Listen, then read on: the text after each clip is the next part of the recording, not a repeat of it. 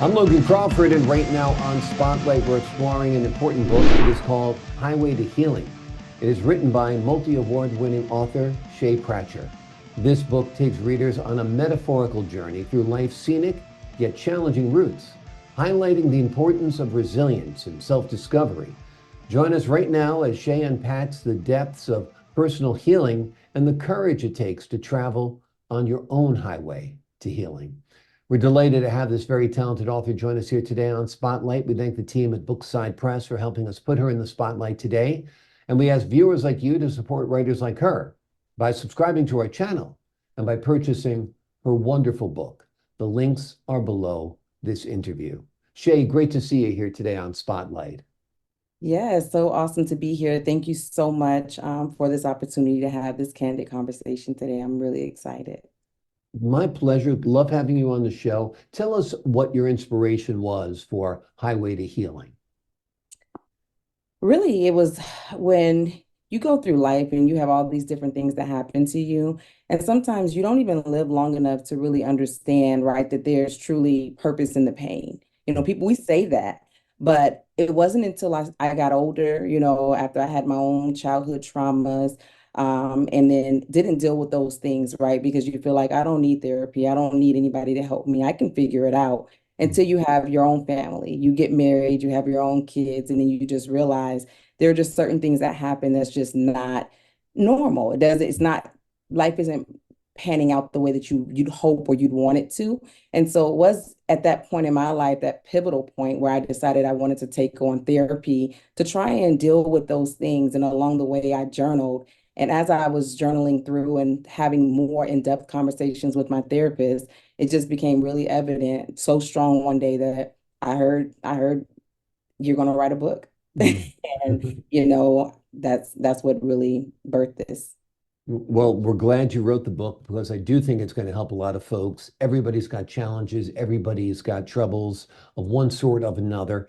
How do you think facing the hidden potholes and the adverse weather on our paths helps in personal growth and healing?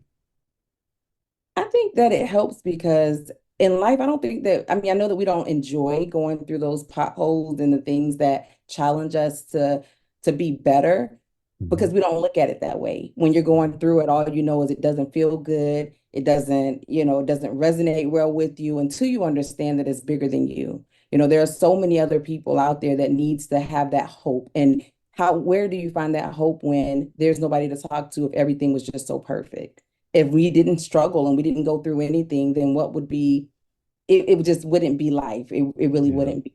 So for me, that's what it is. It's just understanding that it's necessary for your Yeah. growth, for you to be able to expand and be a better person, a better version of yourself. It's necessary. Exactly. It's not all here. It's not all smooth sailing. There are ups and there are downs, and the sweet is sweeter once you've tasted the bitterness. So that's part of it as well. Tell us, what role do you feel faith, courage, strength play in navigating the highway of life? A major part.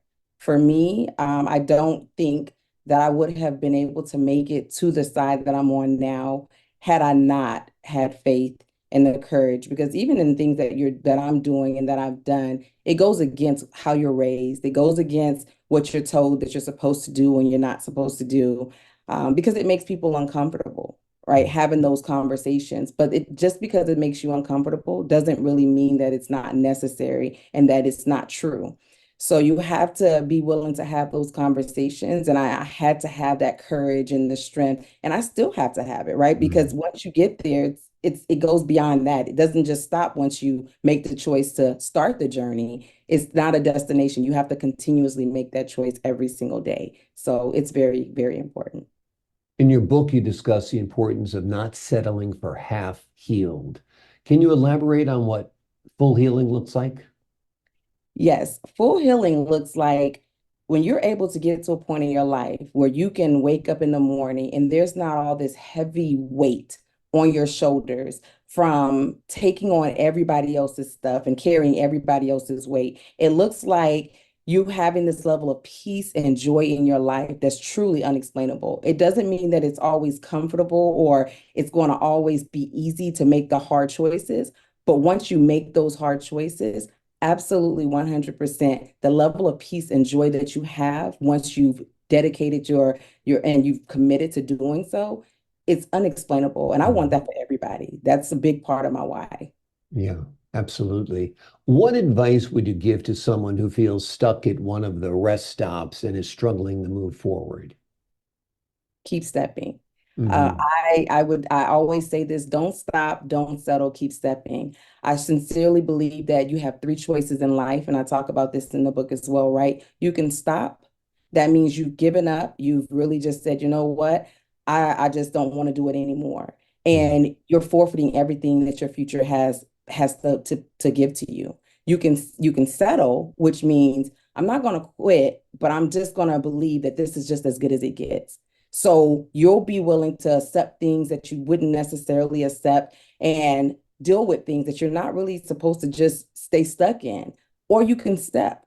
And that means, you know what, today, this is what, the cards have been dealt to me looks like, but I believe that there's a better tomorrow. So because I believe that exists, I'm going to fight for that better tomorrow and continuously push forward in that spirit. Wonderful advice. Tell us a little bit about your career as a writer. So this is my first book, believe it or not. And so as a writer, I would have to say I am working on a couple more projects, but this one right here is near and dear to me because I honestly didn't dream of just being a writer or being an author. It's something that just kind of happened.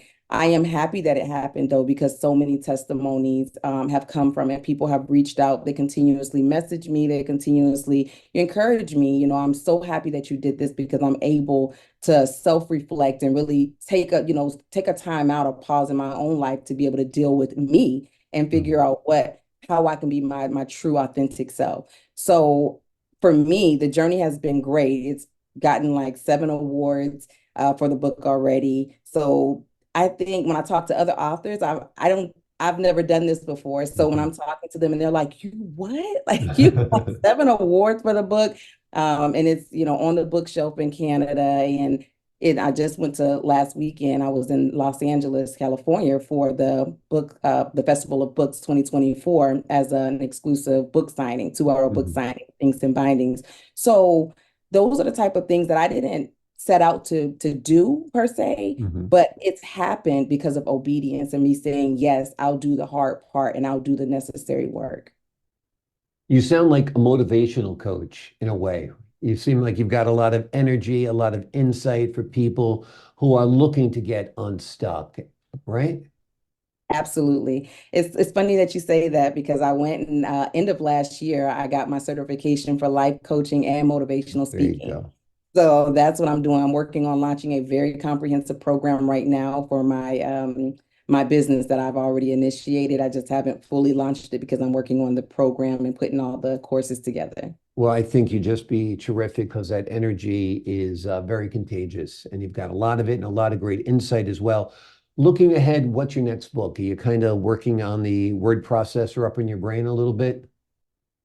Yes, I'm co-authoring on another book that'll be launched later this year. Also, I'm working on a second book because after getting all the feedback and really sitting back now, I'm like, well, what next? Right? Like Mhm. once you've gotten here and you've reached this level, what's next for you? So when I think about it, I don't want people to believe that on this highway to healing, you come and you get to this point where you're here now, but you have to understand that there's still more work to be done and you have to commit yourself every single day to being Mhm. able to protect that level of peace and joy that you've now become accustomed to and that you desire to have. And so I want to encourage them in that vein. And that's what I'm working on as well. Wonderful. That sounds terrific as well. This book is called Highway to Healing. It takes readers on a metaphorical journey through life's scenic yet challenging routes, highlighting the importance of resilience and self-discovery. Shae unpacks the depths of personal healing and the courage it takes to travel your own highway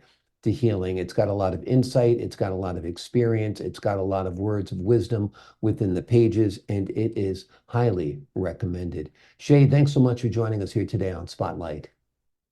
Thank you so much, Logan, again, for you and your team for this opportunity to sit down and again have this candid conversation. I surely want to express my gratitude and thank you so much for having me. Well, you are a delightful guest. Thanks so much for joining us. And to the folks at home, I'm Logan Crawford, thanking you for your time this time. Until next time on Spotlight.